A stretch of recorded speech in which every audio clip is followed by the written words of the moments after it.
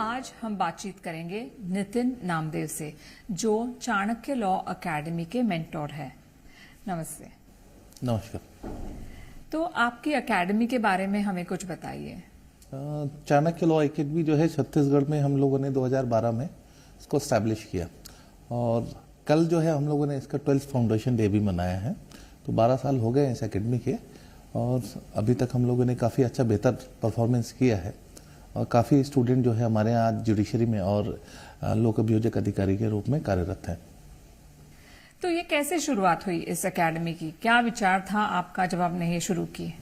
देखिए, रायपुर छत्तीसगढ़ जो है, जब इस एकेडमी को हमने स्टार्ट किया था तो उसके पहले थोड़ा सा मैं आपको एक फीडबैक बताता हूँ। रायपुर में अगर आपको आईएएस की तैयारी करना है या आपको जुडिशरी की तैयारी करना है तो जनरली हमको जो है आउटसाइड जाना होता है। अगर आपको आईएएस की तैयारी करना है तो आप दिल्ली जाते हैं और वैसे ही अगर आपको लॉ में जुडिशरी की तैयारी करना होता है तो आप इंदौर जाते हैं। तो मैं लगभग जो है इस एकेडमी को स्टार्ट करने के पहले 3 साल जो है मैं इंदौर में पढ़ा रहा था। तो जब मैं वापस रायपुर आया तो देखा कि यहाँ एक बहुत बड़ा वैक्यूम है, स्टूडेंट बहुत है बट उनको स्कोप नहीं मिल पा रहा है, एक अच्छा प्लेटफॉर्म नहीं मिल पा रहा है, एक अच्छी एकेडमी नहीं मिल पा रही है जिसके कारण जो है वो अपने आप को, अपने एक्सपोजर को जो है वो बाहर ला सके। तो एक इंस्पिरेशन मिला मुझे, क्योंकि मैं खुद रायपुर से हूँ, मुझे खुद जाके इंदौर में रह के पढ़ाई करनी पड़ी। तो मैंने ये सोचा कि अब जो है इस एकेडमी को रायपुर में शुरू करना चाहिए। तो रायपुर और रायपुर के आसपास के जो एरिया है, जो लोग हैं, उनके लिए मैंने इस एकेडमी को स्टार्ट किया। जी, तो कौन कौन से कोर्सेज आप प्रोवाइड करते हैं? देखिए, हमारे यहाँ लॉ से जुड़े हुए जितने भी कोर्सेज हैं, जैसे हम क्लैट भी पढ़ाते हैं जो कॉमन लॉ एंट्रेंस एग्जामिनेशन है। इसके बाद हम जो है सिविल जज जुडिशरी के भी जो है क्लासेस लेते हैं। लोक अभियोजन अधिकारी होता है जिसको एडीपीओ कहते हैं, तो ये लेते हैं। तो ऐसे बहुत सारे लॉज के कोर्सेज हैं जो हम मेनली फोकस करते हैं, जो लॉ एस्पिरेंट के लिए जो है हमारे यहाँ काफ़ी अवेलेबल होते हैं। जी, और आजकल तो ऑफ कोर्स ऑनलाइन ऑफलाइन दोनों की ही प्रथा चल रही है, तो क्या आप भी offline and online courses available करते हैं, कराते हैं? हाँ, कोरोना के बाद जो है ऑनलाइन की डिमांड ज़्यादा हुई है और मैं आपको एक ताजुब होगा पर शायद जो है एक हमारा इतिहास भी रहा है। लॉकडाउन जो है हमारे यहाँ 24 मार्च 2020 में लगा था जी। और दिल्ली में जो है नोटिफिकेशन आया था, एक 16 मार्च का था, जिसमें दिल्ली ने नोटिफिकेशन जारी किया कि जितनी भी कोचिंग संस्थाएं हैं वो अपनी कोचिंग संस्थाओं को बंद करें। इस नोटिफिकेशन को हमने ध्यान में रखते हुए 18 तारीख को, मार्च को, हमने अपनी कोचिंग बंद कर दी। और शायद सेंटर इंडिया की बात करें तो पहला जो है हमारा एकेडमी था जो 18 मार्च 2020 बिफोर लॉकडाउन जो है हम लोग ऑनलाइन प्लेटफॉर्म में आ गए थे। अच्छा। और इंस्टाग्राम से हम क्लासेस ले रहे थे जी। उसके बाद जुलाई में हम लोग ने अपना खुद का सॉफ्टवेयर डेवलप कर लिया और आज जो है हम लोग मध्य प्रदेश छत्तीसगढ़ में सबसे बेहतर सॉफ्टवेयर के साथ परफॉर्म कर रहे हैं और उसके साथ हमको रिजल्ट भी अच्छा मिल रहा है आज। जी, हार्टिस्ट कॉन्ग्रेचुलेशंस ऑन दैट। हम देख रहे हैं कि आजकल बहुत अट्रैक्ट हो रहे हैं जो स्टूडेंट्स हैं लॉ की तरफ, तो इसका क्या कारण है? घर की समस्याएं जितनी बढ़ेंगी लोग कोर्ट जाएंगे, जब कोर्ट जाएंगे तो लोगों को कोर्ट में लॉ से अवेयर कराना पड़ेगा। तो अवेयरनेस जो है, अब मुझे ऐसा लगता है कि घर घर में जो समस्याएं हो रही है, आसपास जो प्रॉब्लम्स क्रिएट हो रही है, तो लोगों का लॉ के प्रति रुझान इसलिए बढ़ रहा है क्योंकि सोसाइटी में पहले क्राइम कम होते थे या डिस्प्यूट्स कम होते थे, तो लोगों को लॉयर की जरूरत जो है कभी कभी पड़ती थी। अब ऐसा हो रहा है कि हर स्टूडेंट जो है या हर फैमिली ये सोच रही है कि मेरे घर में एक लॉयर हो, तो कम से कम जो है अगर कोई लीगल प्रॉब्लम होती है तो कम से कम मेरा बेटा या मेरी बेटी जो है लॉयर बनके उसको फेस कर सके।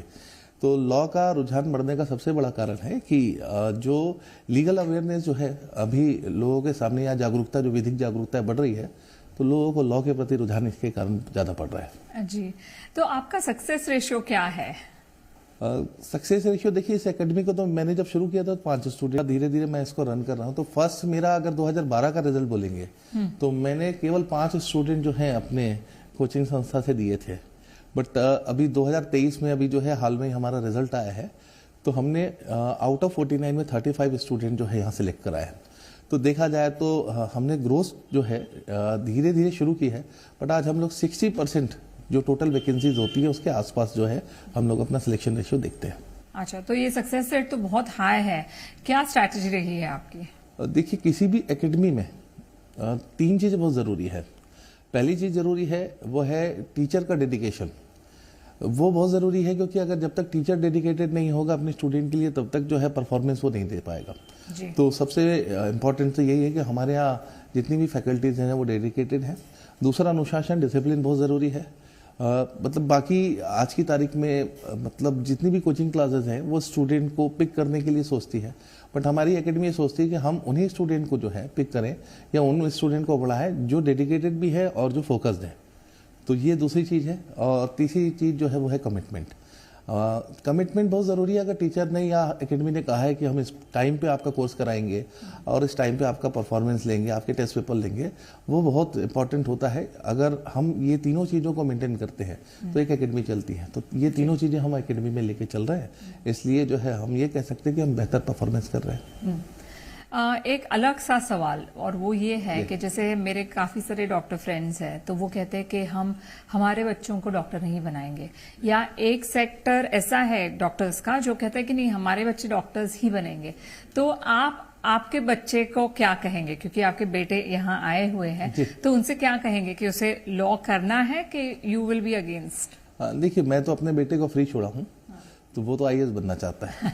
बट उसको सेकंड ऑप्शन जो है मैं लॉ जरूर दिलाऊंगा, क्योंकि लॉ केवल पढ़ने के लिए नहीं है। देखिए, लॉ की जरूरत आज हर सोसाइटी के हर आदमी के लिए है। कहते भी है ना कि हर व्यक्ति को कानून का ज्ञान होना चाहिए। आज अगर हम जो है ट्रैफिक में जा रहे हैं और सिग्नल क्रॉस करते हैं, तो हमारे ऊपर जो है अनावश्यक रूप से या अननेसेसरी जो है चार्जेस लिए जाते हैं।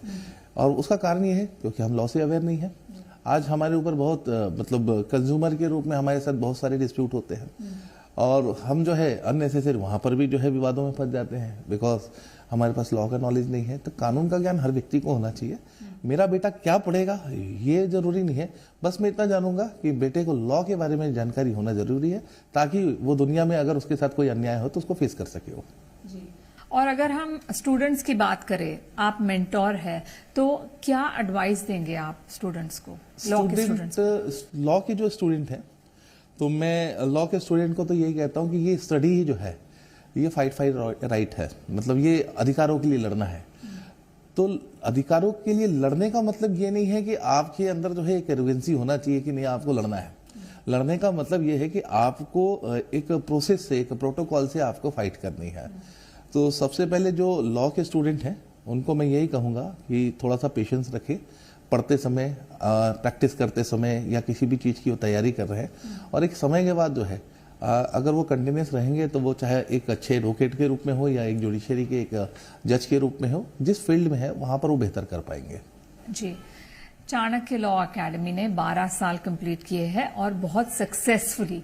तो नितिन जी, आप यहाँ पर आए, हमें लॉ के बारे में बताया, उसके लिए बहुत बहुत धन्यवाद। नमस्कार।